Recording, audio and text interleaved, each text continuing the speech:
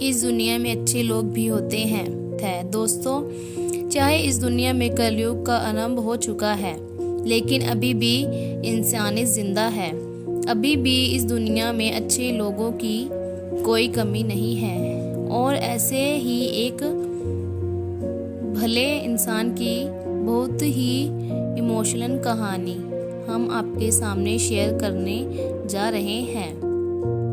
एक 8 साल के बच्चे ने अपना गोलक पिगी बैंक तोड़ा और उसमें जितने भी पैसे थे उस बच्चे ने बड़े अच्छे से 2-3 बार गिनकर वो बच्चा पैसे लेकर एक दवाई की दुकान पर गया। दुकान पर उस बच्चे ने देखा कि कुछ लोग खड़े हैं, इसलिए वो भी खड़ा हो गया और इधर उधर दवाइयों की तरफ देखने लगा। जब सब लोग दुकान से चले गए तो दुकानदार ने उस बच्चे को देखा और हैरानी से पूछा, बेटा तुम्हें क्या चाहिए? बच्चा बोला, मुझे एक चमत्कारी दवाई चाहिए। मेरी बहन बहुत बीमार है और मेरे पापा कहते हैं कि सिर्फ चमत्कार ही तेरी बहन को बचा सकता है। दुकानदार बोला, नहीं बेटा, ऐसी कोई भी दवाई यहाँ पर नहीं मिलती। बच्चा, मेरे पास पैसे हैं, अगर आपको और पैसे चाहिए तो मैं ला दूंगा, मगर मुझे वो चमत्कारी दवाई दे दीजिए, वरना मेरी बहन मुझे छोड़कर चली जाएगी। मुझे बताएं कितने पैसे लगेंगे। उस बच्चे के बगल में एक लंबा सा इंसान खड़ा हुआ था जो यह सब सुन रहा था। उस इंसान ने बच्चे से पूछा, तुम्हारी बहन को क्या हुआ है और तुम्हें ऐसी चमत्कारी दवाई चाहिए, मुझे बताओ। उस बच्चे ने कहा, मुझे सिर्फ इतना पता है कि मेरी बहन बहुत बीमार है, उसके सर में बहुत दर्द है और डॉक्टर कहते हैं कि इसके लिए ऑपरेशन कराना पड़ेगा, लेकिन मेरे पापा के पास पैसे नहीं हैं, इसलिए मेरे पापा कहते हैं कि अब तेरी बहन को बस कोई चमत्कार ही बचा सकता है।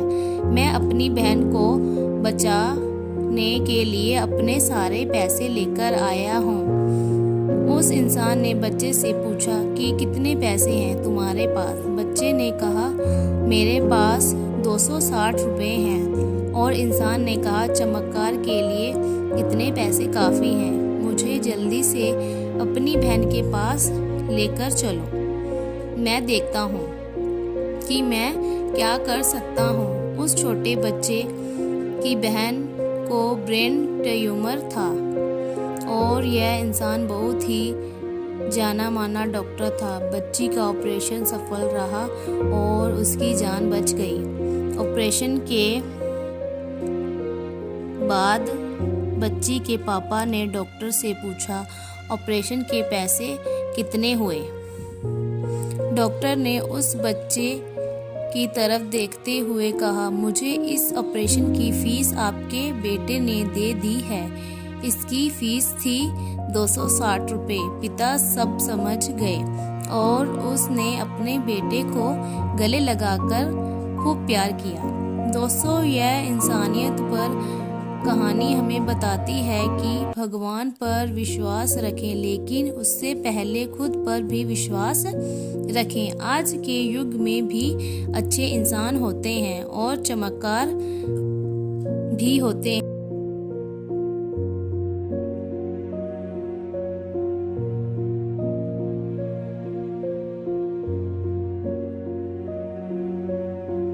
दोस्तों, आपको आज की यह कहानी कैसी लगी हमें कमेंट करके ज़रूर बताएं और ऐसी नई नई कहानियाँ सुनने के लिए हमारे रियल स्टोरी चैनल को सब्सक्राइब करें। कहानी सुनने के लिए थैंक यू दोस्तों।